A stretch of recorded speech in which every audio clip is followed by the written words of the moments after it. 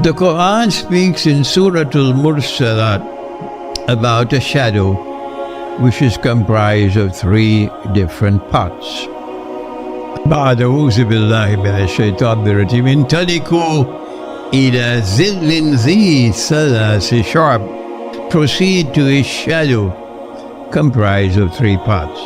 This is a verse which has to be interpreted, and the Quran is inviting us to interpret, but yet warning us that no interpretation can claim to be valid and truthful. Only Allah can confirm that an interpretation is correct. If an interpretation of the Quran or the Hadith is correct, it will survive because it becomes truth. Nothing can demolish it. But if an interpretation is incorrect, then tomorrow it will go down the river of no return. So I have interpreted this verse of the Quran to refer to Dajjal.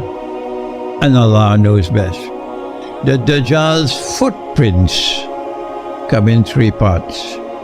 And as a student of politics and the history of politics, I came to the conclusion that when Dajjal was in his first of the three parts, he created or he fashioned Pax Britannica. Britain, mysteriously so, an island that Napoleon contemptuously dismissed as a nation of shopkeepers.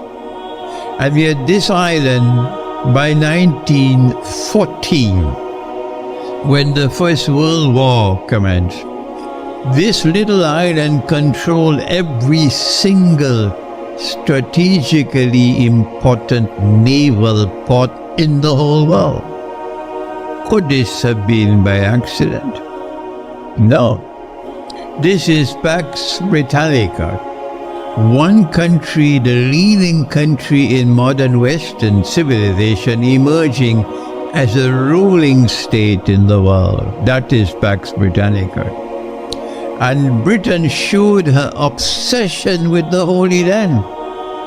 When General Allenby, when he conquered Jerusalem, this is what Allenby said: today the Crusades have ended. I thought the Crusades were holy wars, and I thought that Britain was a secular state, but I was wrong.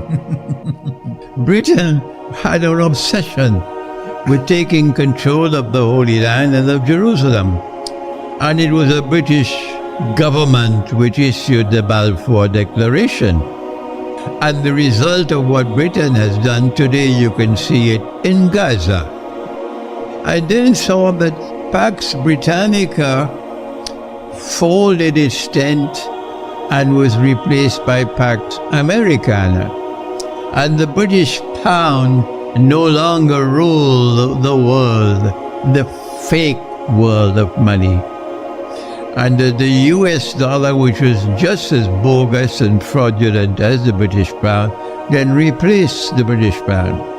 So my interest in monetary economics was fired up.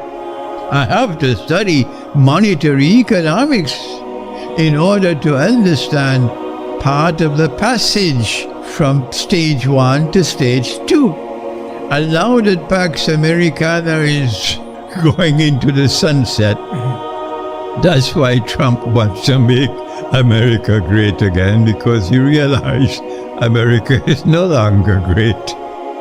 There is something to come after Pax Americana. And I have come to the conclusion that a Pax Judaica, which is why the Israeli government is behaving like a mad dog, putting the life of every Jew around the world in danger because of the behavior of the Israeli government, because they are preparing themselves to replace the United States as a ruling state in the world. When I spoke on this subject 25 years ago, when I published Jerusalem in the Quran, they all said this man is crazy. How can little Israel rule the world? Well, then the Security Council of the United Nations just had a resolution demanding that the humanitarian aid must reach Gaza. This is the Security Council. What did Israel do? Israel is telling the United States, you don't rule over us. Okay? That's the behavior of a state which wants to succeed. Pax Americana with Pax Judaica. But I came to the conclusion that the movement to Pax Judaica cannot take place until the Great War takes place, because they are hoping that in the Great War, that the two sides, NATO on one side and the Soviet Union and China on the other side, would mutually destroy each other, and Israel would then take over. And so it is only after the Great War, and Israel then stakes its claim to be the new ruling state in the world, that the shadow will disappear, and then Dajjal will appear in human form.